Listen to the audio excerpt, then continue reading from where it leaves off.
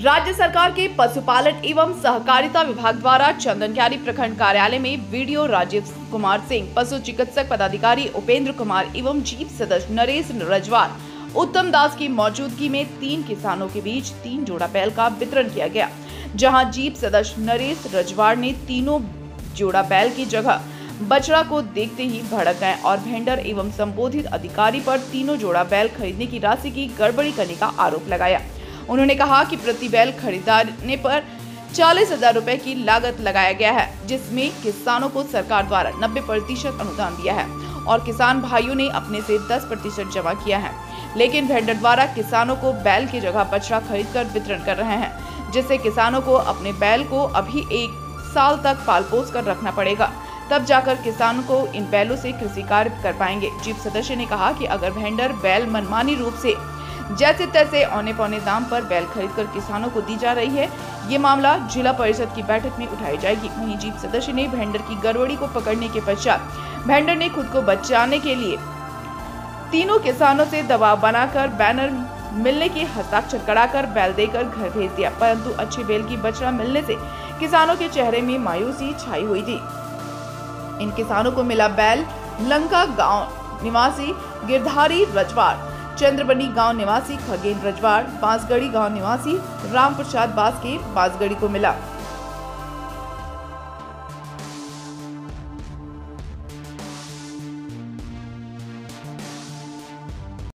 देखिए यहाँ जो है इसमें तो नहीं, 1 साल उसको पलना पड़ेगा।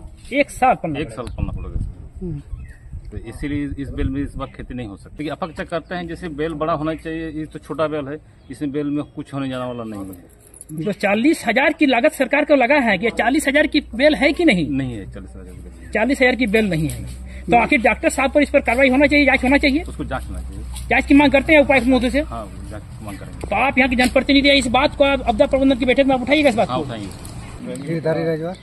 क्या आपको जोड़ा बेल मिल गया है, सरकार आपको जोड़ा बेल दे दिया है, क्या इससे आपका खेती का जुताई खुदाई हो सकता है?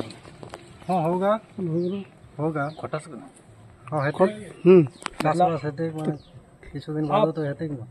खुश है कि नहीं बेल से? खुश है। अच्छा, किस तरह ये छोटा छोटा दिखाई दे रहा है, बोल रहे थे आप लोग से?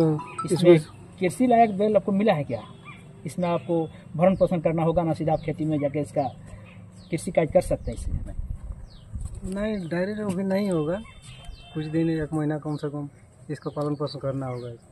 इसको भी पालन पोषण की जरूरत है। हाँ, जरूरत है थोड़ा। तो उसके लिए सरकार की ओर से आपको कुछ मदद मिली है कि इसका भरण पोषण करिएगा? नहीं, अभी तो नहीं मिली है।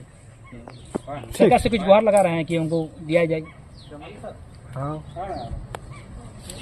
जोड़ा बैल योजना पशुपालन विभाग के द्वारा हमारे चंदनक्यारी प्रखंड के अंतर्गत 3 जोड़े बैल विभिन्न पंचायत को दिए गए, जिसमें 3 हमारे किसान भाई लाभान्वित हुए, इनको जोड़ा बैल दिया गया। और ये बैल 40,000 का बैल मात्र 4,000 रुपये में दिया गया, यानी कि 90% सब्सिडी पे पशुपालन विभाग की जो ये योजना सरकार के द्वारा चलाई गई है, और उसके तहत जो है किसानों को यह बेनिफिट मिला है। और उनमें केवल 4,000 उनको ये राशि जमा करना पड़ा बैंक में, और सरकार की तरफ 90% जो सब्सिडी राशि है वो सरकार के द्वारा दी गई। और आज के परिदृश्य में हम देख रहे हैं कि पशुपालन विभाग में जितने भी इसके तहत जो भी योजना है, शुगर वितरण का हो या चूजा वितरण का हो, तो हमारे प्रखंड में ये लक्ष्य की प्रतिपूर्ति हमारे विभाग कर रहे हैं, और लगातार हम लोग इसको वितरण जो है लाभुकों में करवा रहे हैं। और सरकार की विभिन्न योजनाओं पर हम लोग कटिबद्ध हैं। उपायुक्त बोकारो के दिशा निर्देश के आलोक में सभी योजनाओं में गति दी जा रही है, सभी लाभुकों को बेनिफिट दिलाया जा रहा है। आपसे ये बैल का नस्ल जो है वो सरकार के द्वारा देय होता है, क्योंकि हमारा जो क्षेत्र पठारी क्षेत्र है, यहाँ के नस्ल छोटे ही होते हैं। अगर ये सोच रहे हैं कि हरियाणा के नस्ल को अगर हम यहाँ लाएं, वो सस्टेन यहाँ की जलवायु में नहीं कर पाएंगे।